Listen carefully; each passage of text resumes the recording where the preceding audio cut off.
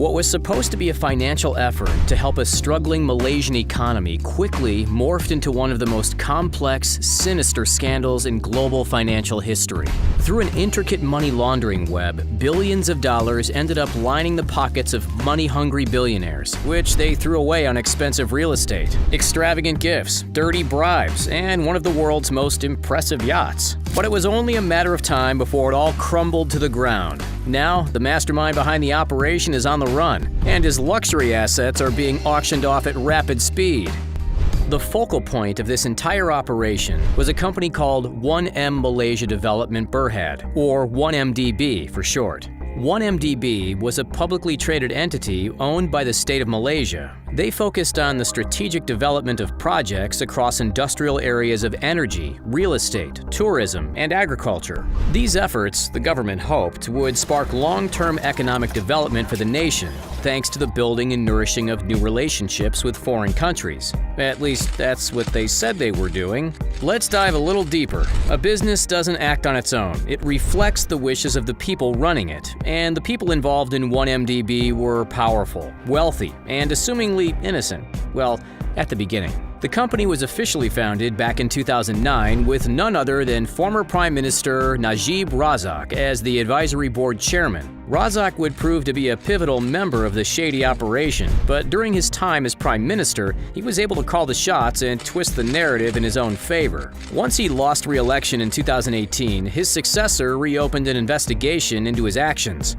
Razak was barred from leaving the country, and it all started to crumble, but we'll circle back to that a little bit later. In his position of power as Prime Minister and Advisory Board Chairman, Razak's scope for involvement and manipulation was obvious. A man who was far less relevant, yet just as damaging, was German banker Timothy Leisner. He represented one of the world's most powerful financial institutions, Goldman Sachs. Leisner was leading the Goldman charge in the region, operating in plenty of gray areas in the process. He was throwing around bribes, funding unlawful deals, all while raking in an eye-popping $600 million in fees relating to 1MBD. Much of this came as a direct result of his close connection with our next key player, Malaysian financier Jho, aka Jho Low. Jho Low was a mastermind networker. He had an astute business sense and excelled at pulling the strings of other people. He also had an impressive Rolodex of high-profile, extremely rich businessmen and celebrities, including Hollywood movie stars who we all know and love.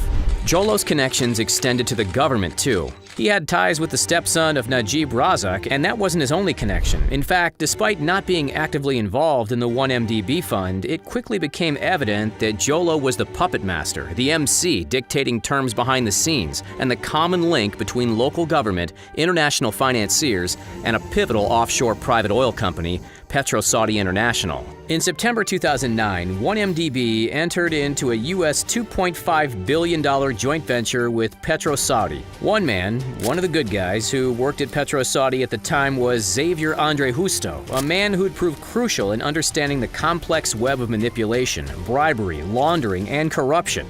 Over time, it became more and more clear that Jho Low had leveraged his powerful political connections to win contracts and businesses for 1MDB.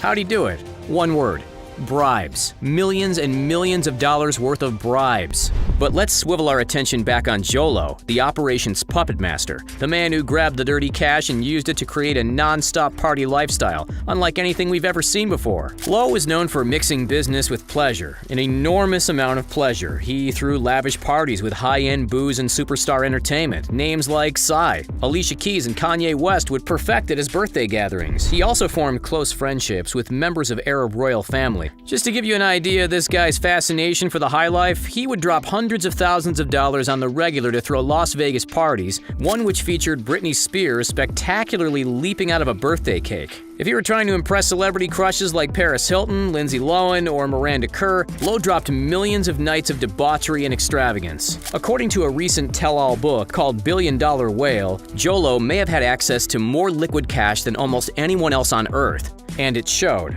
The so-called Asian Gatsby splurged on $35 million private jets, equity in music labels like EMI, artistic masterpieces by Jean-Michel Basquiat, Monet, and Van Gogh, a penthouse in New York's Time Warner Center, and the infamous Viceroy L'Ermitage Hotel in Beverly Hills. He once sent 23 bottles of Cristal to Lindsay Lohan's table at a Manhattan nightclub on her 23rd birthday, and he even helped finance Leonardo DiCaprio's movie The Wolf of Wall Street, another celebrity he's been closely linked with. But all good things must come to an end. For Jho Low and his co-conspirators, the beginning of their end came in January 2015. Eyebrows had already been raised in the year prior when an inquiry was launched by the Malaysian government into 1MDB's operations, but when a series of crucial documents were leaked into the public eye, that's when the red flags multiplied. These documents, some 227,000 of them, expose the dirty deals done by 1MDB, the complex operations, the bribes, and the billions of dollars that changed hands. Who leaked this report?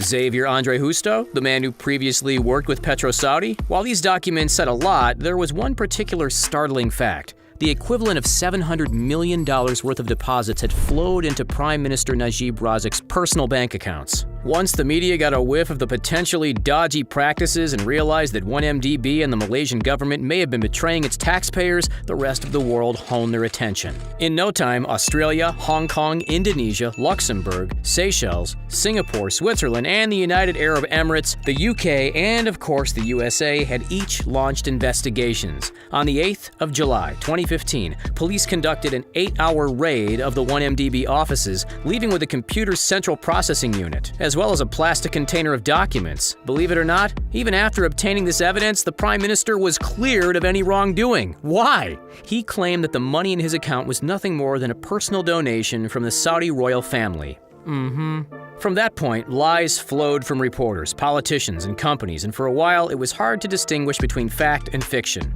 What was indisputable, however, helped by phone and email records, was that Jho Low was at the center of the entire fraud scheme. On March 22, 2017, the U.S. Justice Department filed critical charges against Jho Low, and in June of 2018, Malaysian police issued a warrant of his arrest.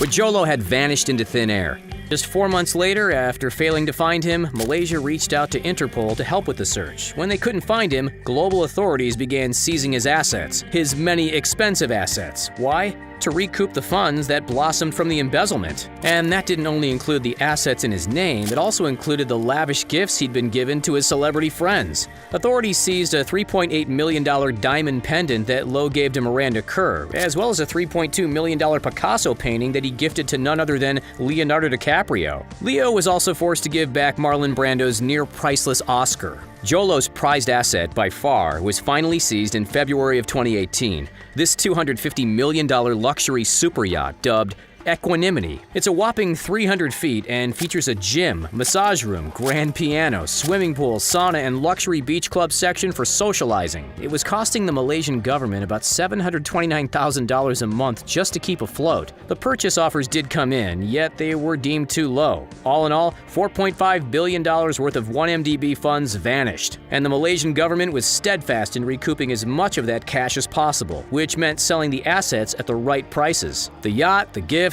and his New York penthouse were all thrown to auction. While it took some time, eventually the yacht was sold to the Genting Group at the price of $126 million. Where is Jho Low now? China, apparently, but that's just rumors. Where do you think he's hiding? Let us know. Don't forget to like this video, subscribe to The Richest, and have a great day. Catch you next time.